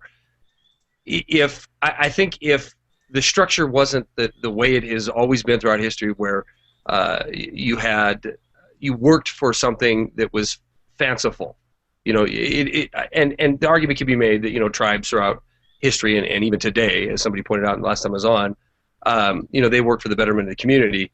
I think there's some attraction to that, and I think there's something appealing about that. But I think a lot of questions, if we control our own person, our sovereignty, what we do and why we do what we do, this is fundamental, I think, to freedom. If we have that tenet to begin, if we're born into that, we're a free individual, we're a sovereign person. We do as we please for ourselves. Go ahead. But I mean, define that though, because I mean, we're obviously not sovereigns in any system that's ever existed in the United States. I mean, there's always been this concept of a law system that was established underneath the Constitution, which you didn't get to sign. Right. I mean, these are kind of fundamental questions to the limits of freedom, because if you accept the Constitution that someone else created for you, then you're not actually free because you. Well, I would. My answer to that would kind of be back to the common law thing, that regardless if a piece of paper is written or 51 out of 100 people agree or 99 out of 100 people agree, common law is common law. I am a human being. I am naturally free. So if you don't have that base, let's differentiate natural law from common law, because those are slightly different as well. Go ahead. I just want to say, natural law, exactly, the natural rights that are accrued to you as a human being, whereas common law is the system that's developed as a negotiation of those natural rights over a period of time.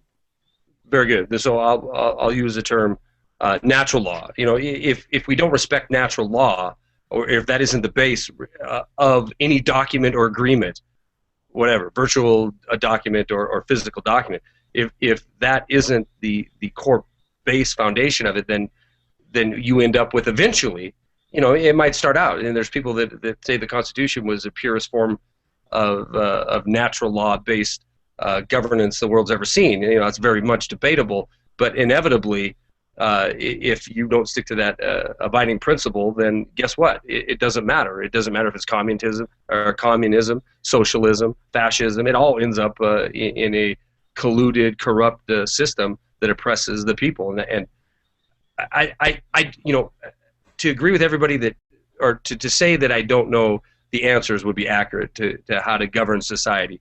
But I can look and see what inevitably happens under any form of governance that we've seen so far. I would like to suggest that suggests something about humanity, governance itself. Oh, I think we're losing. He's spit out. He's seized up. Dang it! I wanted to hear that. Yeah, it happened last time. Are you still there, James? He's probably in a brilliant speech. I think I am. Yeah, he's probably halfway through. There he is. There. It's coming and going. Hello. Oh, we can hear you. We can hear you. Okay. All right. Can you repeat what you? And that's why everyone should be an anarchist. I hope you got that. It was the best argument I've ever made. And that's the secret to everlasting life. Brilliant. Yeah, well, if you just tune in next time and we'll give you that secret. Only 1995. Oh goodness. Yeah, these are these fundamental questions, and here's why these conversations are started. We're on this frequency where we can all talk, and these things seem very self-evident within this circle right here. But then bring in someone from the left, and it's radically different. Trying to have this conversation now. What I see needs to happen is that we need to be able to get to the point where we can have this kind of conversation and be able to engage people who are coming from the left and from these other perspectives.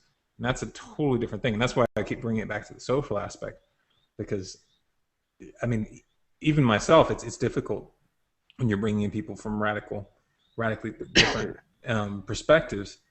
But it seems like that's what we have to do if we're going to be, unifying against our common enemy. I mean, if you consider that to be something that we need to do, which it seems to me that we do, but what are your thoughts? I was watching, I was reading a report, I don't know, it was this weekend at some point, where in Egypt, I guess there's a lot of vigilante justice going on. The story I read, there was 4 or 5 guys that stole a rickshaw, and a crowd gathered around them of 300, beat 2 of them to death, and the other ones got away. And while I look at that as archaic in a sense, the ability to be governed by what is right and wrong. If you steal this, it's wrong. Now, do I think you should be beat to death? No. But the ostracizing, there's the word. Thank you, that James brought up before. I think that's a key component. But when we have the discussion, when we think about it, if we go back to the very basis, like it's not acceptable to steal, it's not acceptable to kill, and if we go back to those very basics and start the dialogue from that point, I think we have a starting point. Well, I mean, that's the thing, though. I mean, you can get people to say, "Yeah, I agree, we shouldn't steal," but then you start having the conversation about taxation, and then you got a fundamentally different discussion. And even though it really isn't a different discussion, the word suddenly makes it different. Right, but that's the thing, and the word makes the difference. But taxation, it is theft. I mean, I don't believe there's any 2 ways about it. I want to kind of get back to the original question, because I even wrote down discussion, because you had asked, or you had stated that we have this forum here, and maybe I'm sure we don't all agree with each other, but we're not stepping over each other. We're not stuck in some kind of cult over our ism, but and I agree with that 100%, that principle, and that's probably as deep as I've gotten into forms of governance as far as trying to affect change from my point of view that I think I could accomplish. And it's been the whole entire goal of the Krabby Dog Shakes channel, the Wide Awake News, was not to suggest that we need to be A or B or this form of governance or non-governance, but it is to show that there is I consider it to be a diabolical evil force that is working tirelessly to separate points of view, to separate or to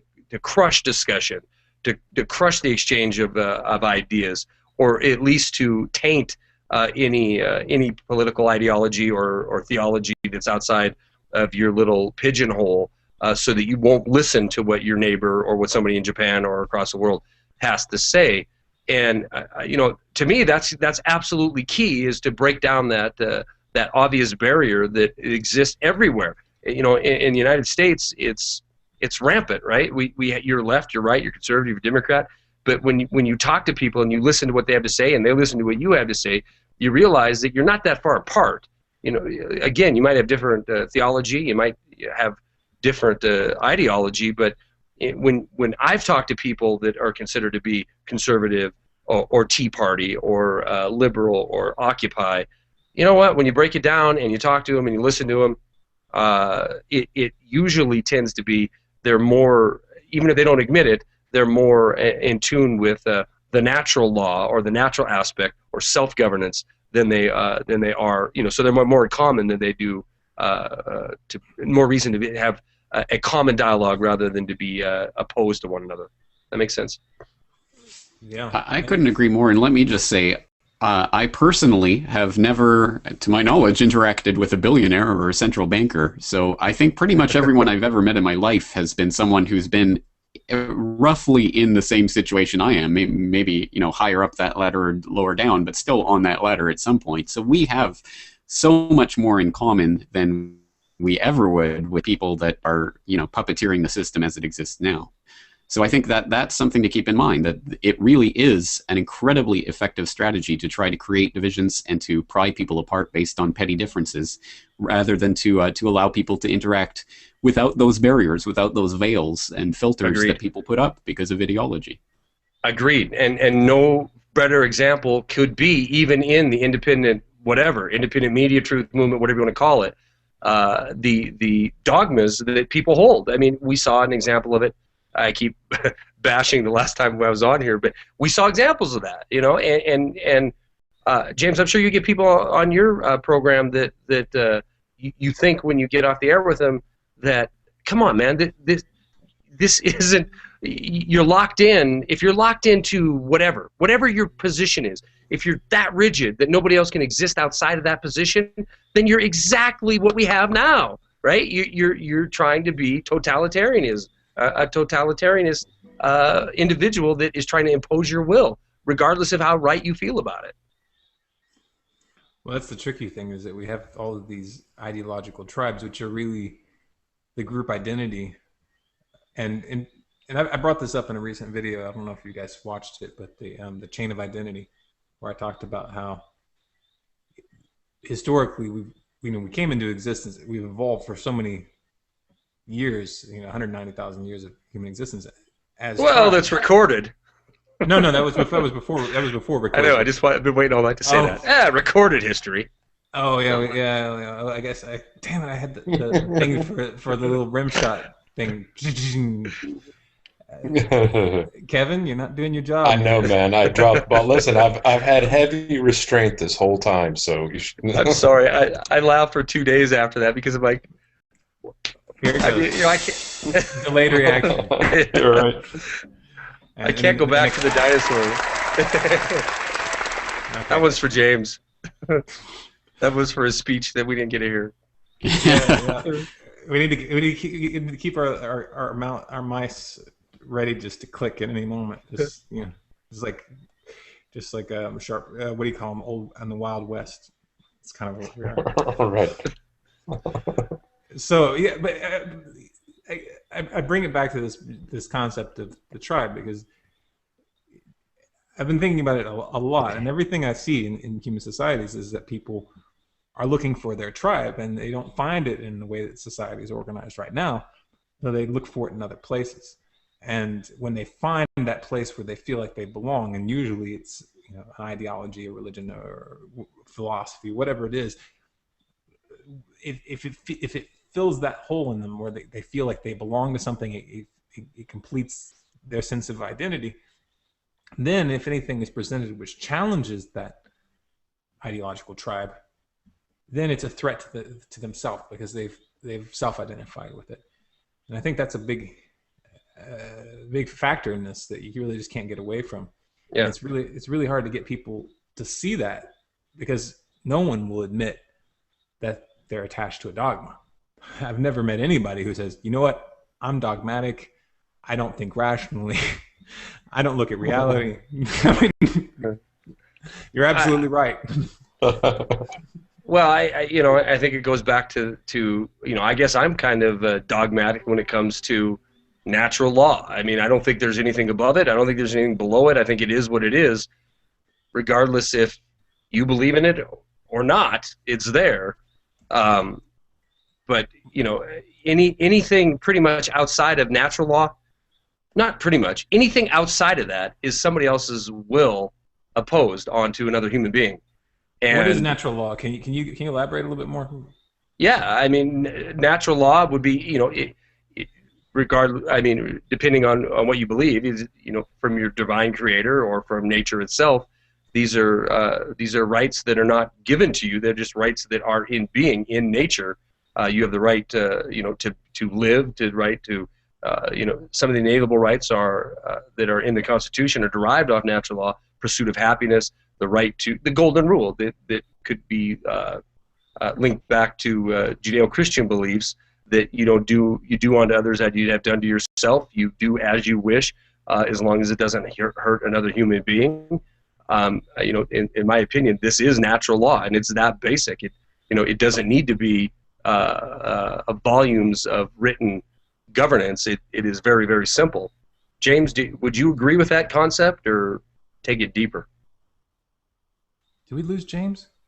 Oh, he's not in the queue here. Oh, goodness. Yeah, I think we lost him. Time to hurt your ears again. I'm just kidding. I agree. I agree with you, Charlie. I mean, I think everything really comes back to that. And again, this is what we've talked about the whole time, is the non-aggression principle, and that thought process encompasses that particular approach, the non-aggression principle.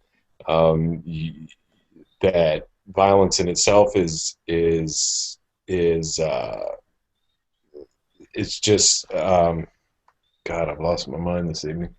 Violence Violence in itself is inherently irrelevant. That's not the word I'm trying to say. Aaron, help me. The initiation of violence is yeah, and so and you also have the right to defend yourself, and that's really the bottom line. If we all work from that perspective, I mean, imagine what could be changed. And and as that flow starts, it also influences the masses, as you said many times, Aaron. You get 10% going that way, and the rest of the crowd will follow. Well, here's the thing I wanted to bring up here, because when you're talking, for instance, you say natural law. If you talk to, say, for instance, if you listen to Peter Joseph, he'll frame the entire natural law thing completely differently, completely like black and white different, and I say this because can you give examples of that, Aaron? I mean, well, to me, it's really. I know that, and this is why I want to be moving these conversations to eventually to start integrating in. I think those earlier chats that we had, it moved a little bit too fast. Tried to throw everybody in together, and it was just like it was chaotic, and we weren't able to get onto the same page. But like, say for instance, I subscribe to his channel and I listen to his stuff and I analyze it. And for instance, he put together this whole speech at the Zeitgeist Z-Day thing, and where he was putting out this entire analysis against natural rights, which it's like, God, why do you have to do that? It's just, and the thing is, I was listening to it, and he was all very logical and very precise, and yet at the same time, to me, it seemed out of sync with humans as I know them. Like more of a drone or hive mentality, collective. I guess I'm just not following. Well, you should go watch it. It's available. I think it's on what's that? there's a other streaming site that's not. No, man, I'm too dogmatic in my natural law to listen to that gibberish. No, but I listen to. Here's the thing that's important, I think, is to learn to listen to these other perspectives and to learn to I was kidding, of course.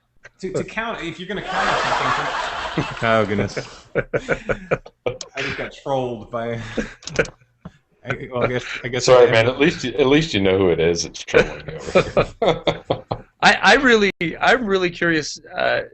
James, did you hear my very brief description of natural law and your take on it?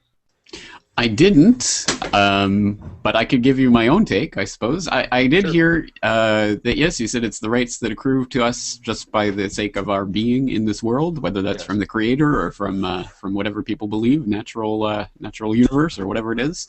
But I agree. I think that's right. I think that basically that boils down to, in my view, the non-aggression principle, and an adjunct of that is the respect of property rights. But I mean, I think that's basically what it boils down to, and everything that's constructed on top of that are interpretations of that and negotiations of that within human society. But isn't it interesting that? Sorry to jump in, but isn't it interesting that anything above that, to include property rights, anything above that base of very simplistic natural law immediately convolutes a conversation. Immediately you're going to have points of view that counter, and I believe that's why the fundamental nature of natural law is the ability to live just because you're born into this universe.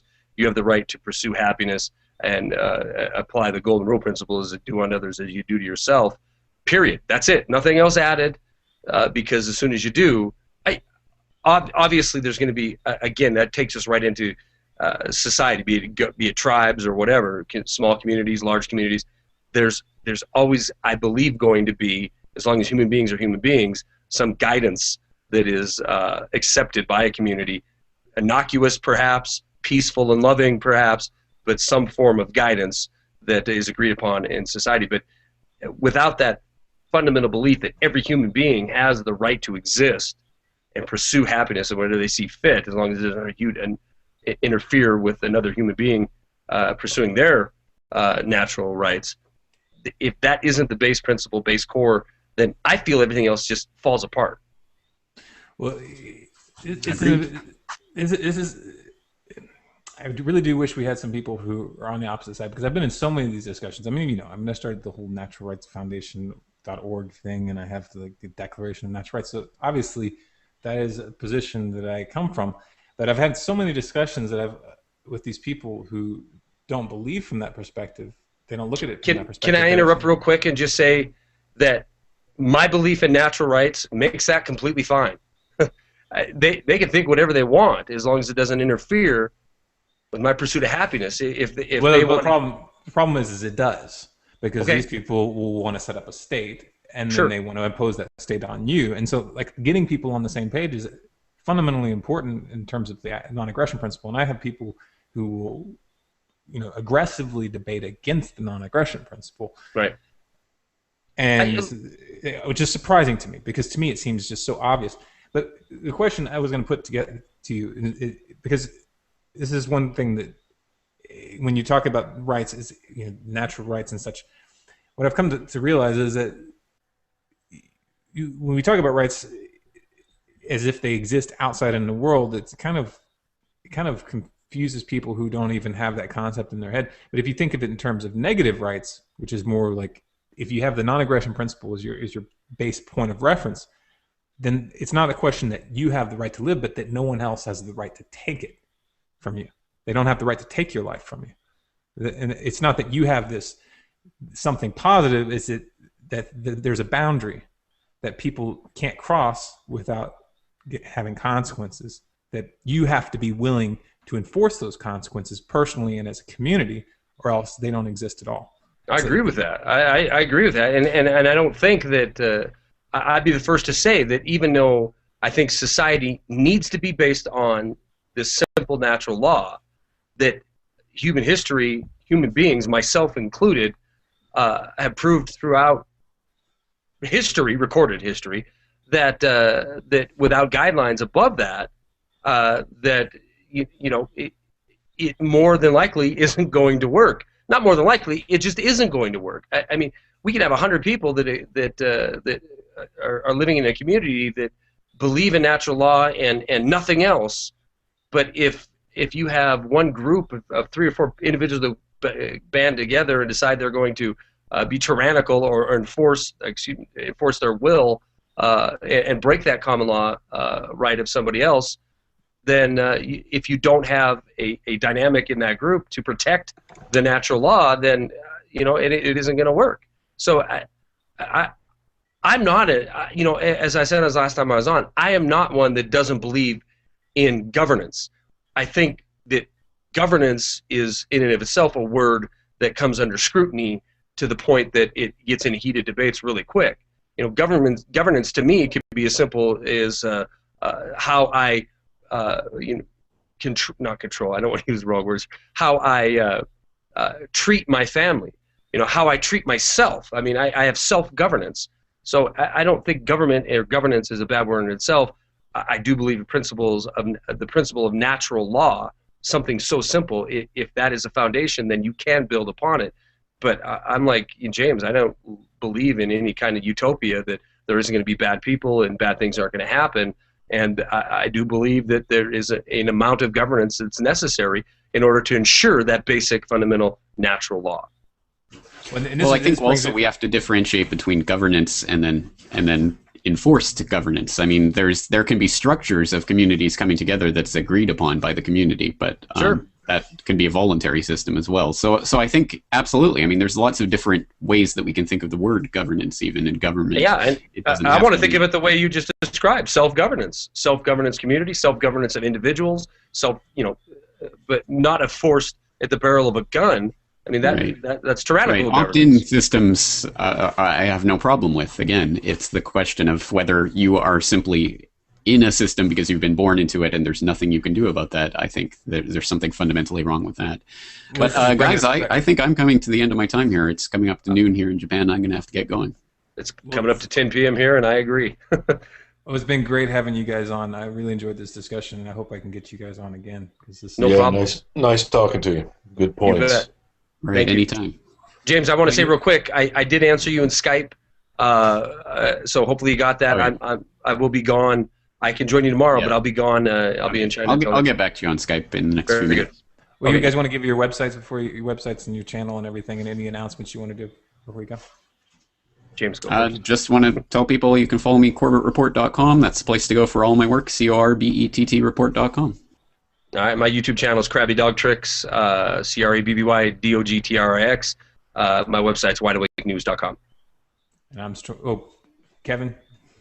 GroundedBeing on YouTube and GroundedBeing.net, and same on GroundedBeing on Facebook. And I'm StormCloudsGathering, and of course that's StormCloudsGathering on YouTube and StormCloudsGathering on Facebook. If you want to get updates, if you just caught the end of this, you get the early link if you're on my Facebook. And if you missed the beginning of this broadcast, then you can listen to it. The recorded version will be up shortly, and we're going to try keeping this at Tuesdays 9 p.m. If you have any questions, then tweet them to me at Collapse Updates. That's my Twitter handle. If you don't know how to do that, then go to Facebook. It's probably easier. Anyway. All right, guys. Well, you guys have a good rest of the week, and I will talk to you later. Thank you. Thanks, guys.